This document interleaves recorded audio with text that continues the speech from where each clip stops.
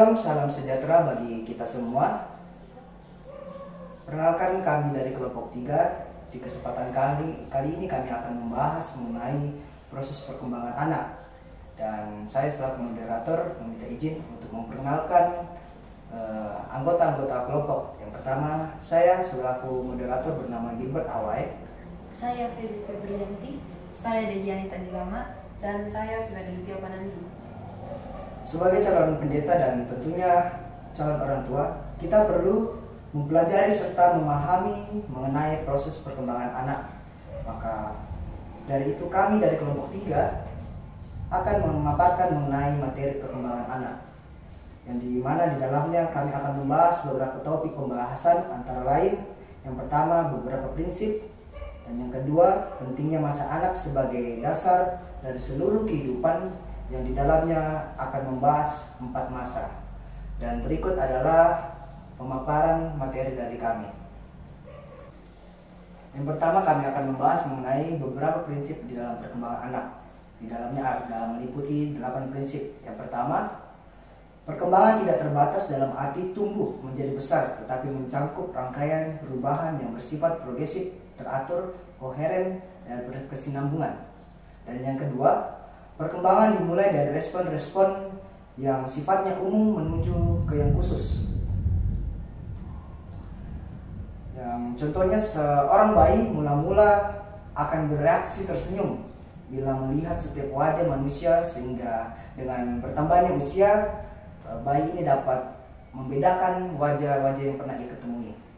Dan yang ketiga, manusia merupakan totalitas, sehingga akan ditemui kaitan erat antara perkembangan aspek fisik, motorik, mental, emosi, dan sosial. Dan yang keempat, setiap orang akan mengalami tahapan perkembangan yang berlangsung secara berantai, meskipun tidak ada garis pemisah yang jelas antara satu fase dengan fase yang lainnya. Tahapan perkembangan ini sifatnya universal. Dan prinsip yang kedua, setiap fase perkembangan memiliki ciri dan sifat yang khas, sehingga ada tingkah laku yang dianggap sebagai tingkah laku yang buruk atau kurang sesuai, yang sebenarnya merupakan tingkah laku yang masih wajar untuk fase tertentu. Dan yang keenam, pola perkembangan bayi mengikuti pola yang pasti, maka perkembangan seseorang dapat diperkirakan. Dan yang ketujuh, perkembangan terjadi karena faktor kematangan dan belajar, dan perkembangan dipengaruhi oleh faktor-faktor dalam faktor luar. Dan yang terakhir, yang kedelapan, setiap individu itu berbeda dengan yang lain. Perkataan setiap orang itu khas, tidak akan ada 2 orang yang tepat sama meskipun berasal dari orang tua yang sama. Topik yang kedua yaitu pentingnya masa anak-anak sebagai dasar dari seluruh kehidupan. Dianut anggapan bahwa pola kehidupan dasar seseorang terbentuk pada tahun-tahun pertama kehidupan. Adanya pengalaman-pengalaman yang kurang menguntungkan yang menimpa diri seorang anak pada masa mudanya akan memudahkan timbulnya masalah gangguan penyesuaian diri di kelak kemudian hari.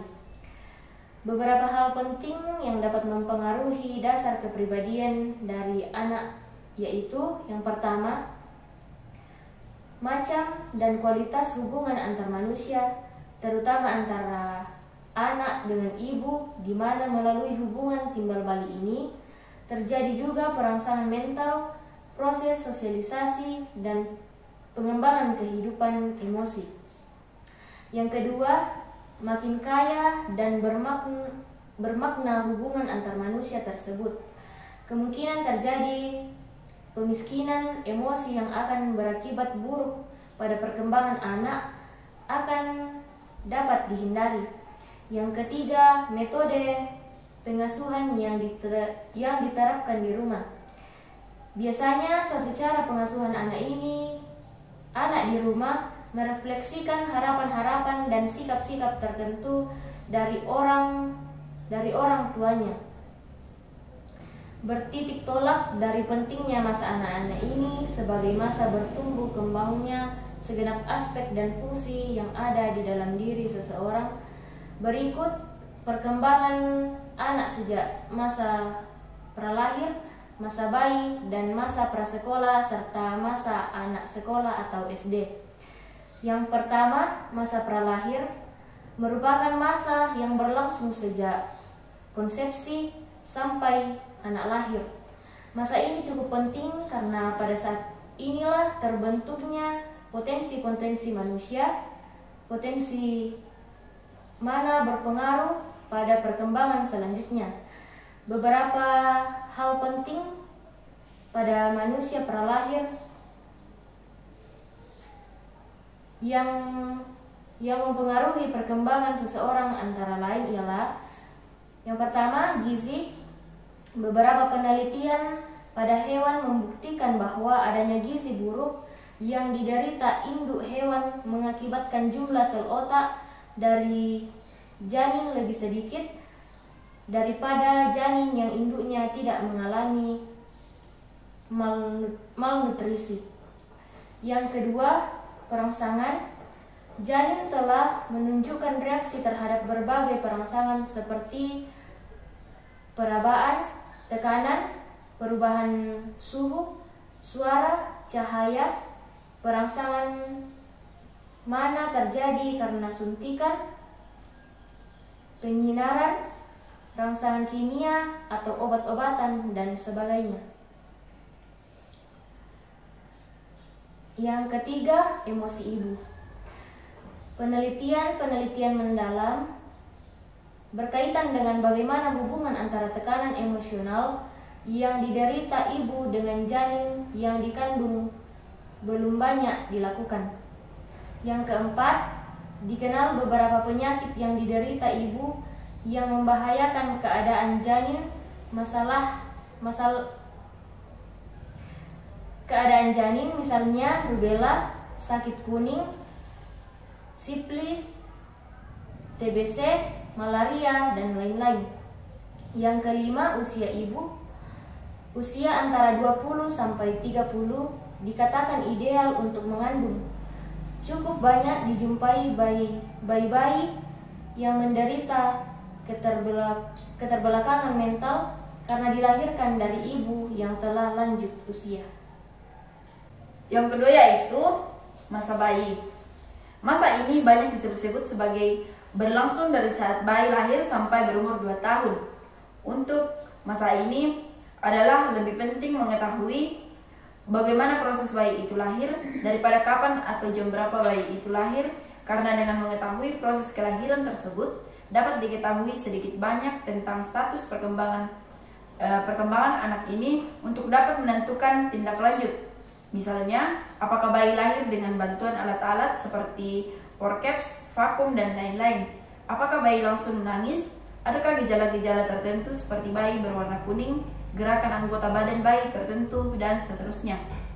Kemudian proses kelahiran merupakan pengalaman pertama seseorang dihadapkan pada masalah penyesuaian diri yang meliputi penyesuaian diri terhadap suhu atau penguapan, terhadap pernafasan, terhadap makanan, sirkulasi darah, dan terhadap pencernaan dan proses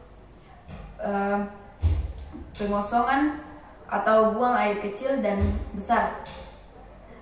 Sekalipun bayi-bayi baru lahir ini nampak lemah dan seakan-akan pasif saja karena sebagian besar dari waktu dihabiskan untuk tidur. Beberapa penelitian membuktikan bahwa bayi-bayi mungil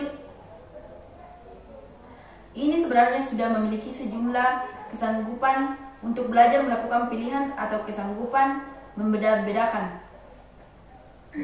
Di samping ini, beberapa ciri di bawah ini merupakan manifestasi dari adanya proses perkembangan pada bayi. Yang pertama yaitu adanya perkembangan fisik, nampak dari makin bertambahnya ukuran panjang dan berat badan bayi.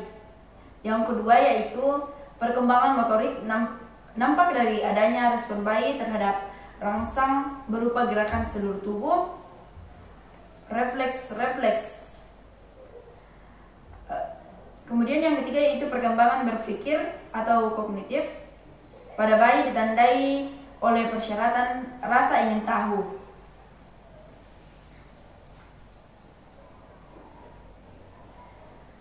Kemudian yang keempat yaitu pada masa ini pula terjadi permulaan dari perkembangan bicara atau bicara sebagai aspek penting bagi komunikasi dan alat berpikir. Masa bayi dikatakan juga sebagai fase prabicara, di mana ada 4 tahap yang akan dilalui, yaitu yang pertama pra-mengoceh, berupa tangisan dan bunyi bahasa tertentu. Yang kedua mengoceh, itu sekitar 6-12 bulan. Kemudian yang ketiga yaitu kalimat satu kata di fase umur 12 bulan sampai 15 bulan. Dan yang keempat yaitu yang terakhir kalimat 2 kata, biasa terjadi bila anak telah memiliki perbendaharaan kata sebanyak kurang lebih 50 kata. Lanjut, yang kelima, perkembangan emosi dan sosial. Mula-mula emosi tenang atau senang dan terangsang timbul sehubungan dengan rangsangan fisik, misalnya bayi kenyang dan merasa nyaman, nampak tubuh mengendor, tidur nyenyak, berkeloteh, dan tertawa. Setelah umur 18 bulan, di mana ia telah berhasil menguasai bermacam kemampuan motorik dan mental, mulailah bayi menginjak tahap di mana ada kebutuhan untuk rasa otonomi, kebanggaan akan prestasi-prestasinya, dan ingin melakukan sesuatu sendiri. Ya baik, yang ketiga adalah masa anak prasekolah. Masa ini disebut juga masa kanak-kanak awal, terbentang antara umur 2-6 tahun. Ada beberapa ciri perkembangan pada masa ini. Yang pertama adalah perkembangan motorik.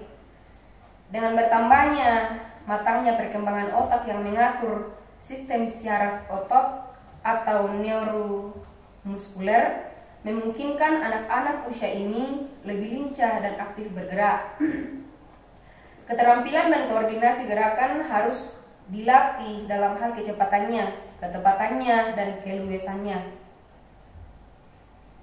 Terus keterampilan koordinasi anggota gerak seperti tubuh untuk berjalan, berlari, melompat, keterampilan tangan, jari jemari, dalam hal makan, mandi, berpakaian, melempar, menangkap, merangkai, dan lain-lain. Keterampilan ini kaki, misalnya meniti, berjingkak, menari, menendang, dan lain-lain sebagainya. Terus yang kedua yaitu perkembangan bahasa dan berpikir. Sebagai alat komunikasi dan mengerti dunianya, kemampuan berbahasa lisan pada anak akan berkembang karena selain terjadi oleh pematangan dari organ-organ bicara dan fungsi berpikir, juga karena lingkungan ikut membantu mengembangkannya.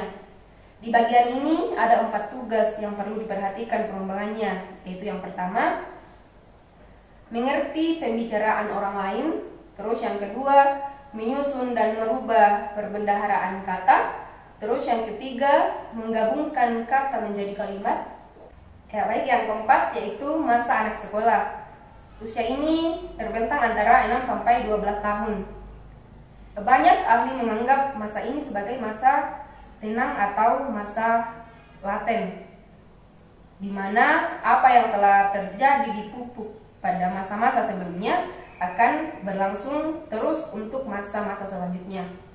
Tetapi usia ini disebut juga sebagai usia kelompok atau geng, di mana anak mulai mengalihkan perhatian dan hubungan intim dalam keluarga ke kerjasama antar teman dan sikap-sikap terhadap kerja atau belajar. Terus dengan memasuki SD atau sekolah dasar, salah satu hal penting yang perlu dimiliki anak adalah kematangan sekolah.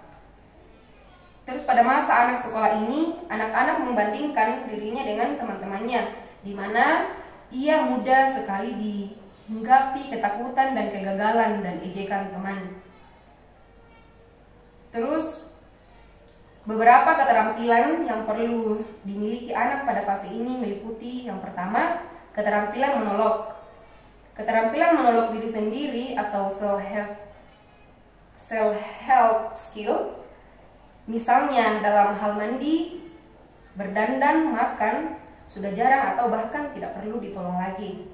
Terus yang kedua, keterampilan kedua yaitu keterampilan bantuan sosial atau social help skills. Anak mampu membantu dalam tugas-tugas rumah tangga seperti menyapu, membersihkan rumah, mencuci, dan sebagainya. Terus keterampilan yang ketiga yaitu keterampilan sekolah atau school skills. Ini meliputi penguasaan dalam hal akademik dan non-akademik, misalnya menulis, mengarang, dan lain sebagainya. Terus yang keempat adalah keterampilan bermain atau play skills. Ini meliputi keterampilan dalam berbagai jenis permainan seperti antara lain main bola, mengendarai sepeda, sepatu roda, catur, bulu tangkis, dan lain-lain sebagainya. Ya, jadi di dalam segi emosinya, nampak pada usia ini anak mulai belajar mengendalikan reaksi emosinya dengan berbagai cara atau tindakan yang dapat diterima di lingkungannya. Misalnya, sekarang ia tidak lagi menjerit-jerit dan berguling kalau keinginannya tidak terpenuhi. Jadi pada akhir masa sekolah, karena tujuan utama masa ini adalah diakui sebagai anggota dari suatu kelompok, maka biasanya anak-anak cenderung lebih senang memilih aturan-aturan yang ditetapkan kelompoknya daripada apa yang diatur oleh orang tuanya. Melalui pengasuhan di rumah dan pergaulan sosial sehari-hari, anak belajar bagaimana berinteraksi dengan orang lain, bagaimana ia menemukan identitas diri dan peran jenis kelaminnya, bagaimana melatih otonomi, sikap mandiri, dan berinisiatif, dan bagaimana belajar mengatasi kecemasan dan konflik secara tepat, dan serta bagaimana mengembangkan moral kata hati yang benar dan serasi. Dari materi yang telah kami paparkan, kami kelompok dapat memberi sebuah kesimpulan bahwa masa perkembangan seseorang bersifat kualitatif, sehingga tidak bisa disamakan perkembangan seseorang dengan seseorang yang lainnya. Begitupun masa perkembangan anak. Setiap anak memiliki masa perkembangan yang berbeda-beda, tergantung dari faktor yang mempengaruhi perkembangannya pun yang berbeda. Demikianlah pemaparan materi dari kami kelompok 3. Semoga materi yang telah kami sampaikan dapat dimengerti dan dapat berguna bagi kita semua, yaitu selaku calon pendeta dan sekaligus calon orang tua. Sekian dari kami ucapkan terima kasih.